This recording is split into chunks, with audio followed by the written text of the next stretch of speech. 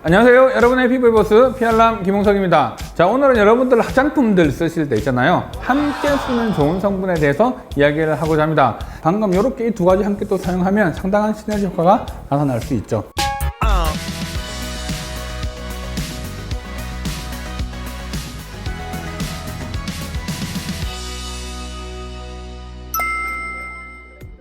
바로 비타민C는 L-아스코빅 애시드라고 하는 성분이고요. 비타민 E는 화장품에서는 토코페롤이라고 하는 성분으로 되어 있습니다. 자, 이들은 각각 항산화제 역할을 하는데요. 비타민C는 수용성이다 보니까 보통 세포 안이나 세포 밖에 있는 수용성 물질에 대한 항산화제 역할을 많이 하게 되고요. 비타민 E, 토코페롤 같은 경우는 지용성 물질이다 보니까 세포 안보다는 세포 막 위주의 항산화 반응을 보이는 경우가 많습니다.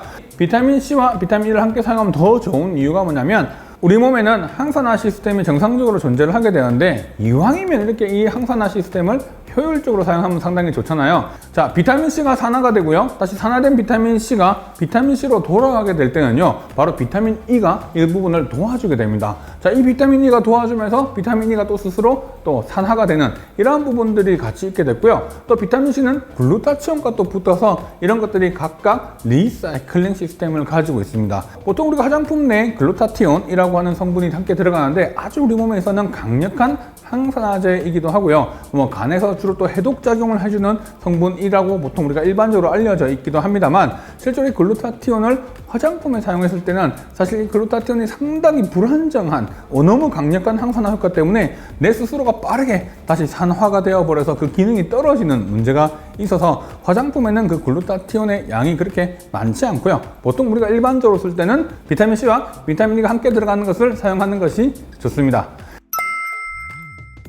비타민 A, 레티노이드 계열, 우리가 보통 일반적으로 이야기하는 레티놀, 레틴알데히드 같은 성분은 바로 화장품에 사용할 수가 있고, 가장 강력한 레티노익 애시드의 경우는 실제로 화장품에 사용할 수 없고 의약품으로 사용되는 부분이죠. 레티놀이 레틴알데히드가 되고 이게 레티노익 애시드로 갔을 때 반응을 보이게 되는 거기 때문에 실질적으로 우리가 발랐을 때는 레티노익 애시드의 형태로 가게 되는 거죠. 주름 개선, 안티에이징, 그리고 피부에 대한 피지 분비를 좀 조절해주는 그러한 성분으로 상당히 알려져 있죠.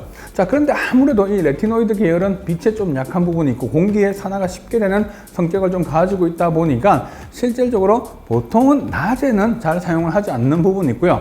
최근에는 좀 낮에 사용하는 제품들이 조금씩 나오고 있는데 자외선 차단제를 함께 사용해 주는 것들이 좋다라고 하는 방식으로 이야기가 되고 있지만 주로 저녁에 사용하는 것을 권장해 드리고 있습니다.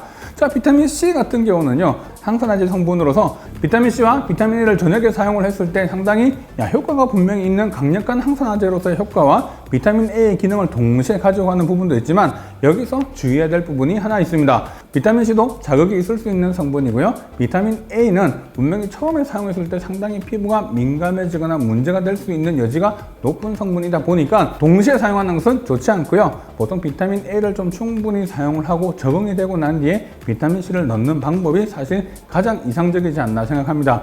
비타민C는 산성이기도 하고요. 레티노이드 계열이 너무 산성일 때는 그 효능이 떨어지지 않느냐라고 하는 일부 이야기가 있긴 한데요. 상생이 돼서 서로가 효과가 사라지는 그런 느낌은 전혀 아니고 비타민C는 비타민C대로 그리고 비타민 A는 비타민 A대로 분명히 그 효능을 가지고 있기 때문에 피부가 충분히 적응할 수 있는 상태라고 한다면 함께 사용하는 것도 권해드리고 있습니다.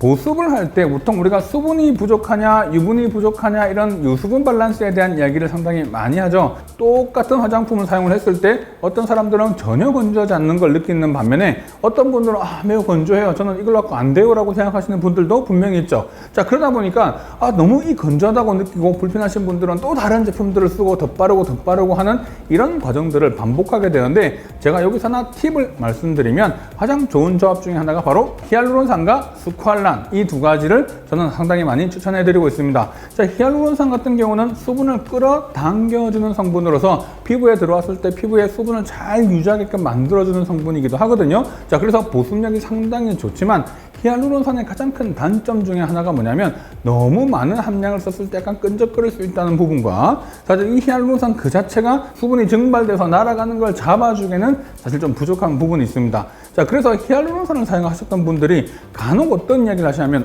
이 세럼을 썼을 때 너무 좋은데 시간이 지나면서 피부가 더 건조해지는 것 같아요 라고 이야기를 하시는 경우가 꽤 있죠. 우리가 본인들이 각자 쓰고 있는 화장품 라인들이 있을 거 아니에요. 그 화장품 라인에서 우리가 세럼의 형태로서 히알루론산이 들어가 있는 것을 사용을 했을 때 내 피부가 건조한 게 사라졌어 라고 한다면 나는 수분을 끌어당겨주는 역할이 상당히 부족했던 수분 부족형인 상태였다라는 것을 확인할 수가 있고요.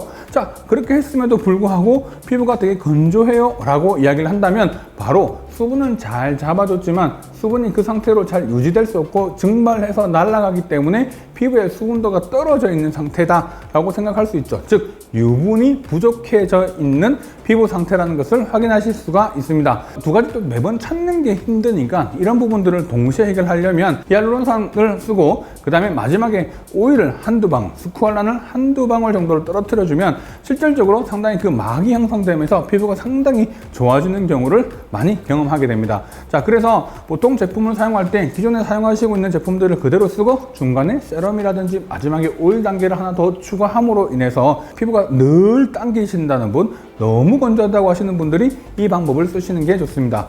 스쿠알란은 오일이기도 하지만 우리 피부의 피지에는 스쿠알렌이 나오죠. 스쿠알렌과 스쿠알란은 구성 성분, 구조식이 거의 흡사하기 때문에 우리가 발랐을 때 되게 오일 바르고 난 뒤에 무거운 느낌이라든지 이질감 같은 것들이 거의 없고 그냥 내 피부에 상당히 적합한 그런 느낌들을 받는 게 그 이유 때문이기도 하죠. 자, 그래서 되게 건조하신 분들도 상당히 좋지만 지성이 심해서도 좀 피부가 건조하신 분들의 경우는 한 방울에서 두 방울 정도 살짝 로션에 섞어 쓰시는 것도 방법이기도 합니다. 자, 그래서 방금 이렇게 이 두 가지 함께 또 사용하면 상당한 시너지 효과가 나타날 수 있죠. 자, 오늘 제가 지금 3가지 정도의 종류를 말씀드렸는데요. 이 외에도 상당히 다양한 조합들로서 성분들을 좀 쓸 수 있고요. 이런 성분들 각자 쓰고 있는 것들 한번 화장대에서 확인해 보시고 내가 지금 현재 어떻게 사용하고 있는지를 한번 체크해 보시면 도움되지 않을까 생각합니다. 그리고 부족한 부분이 있으면 좀 더 채우셔가지고 함께 한번 이렇게 적용해 보시는 것도 한 방법이지 않을까 생각이 드네요. 자, 오늘 내용 좋으셨다면 좋아요, 구독, 그리고 알림 설정 부탁드릴게요.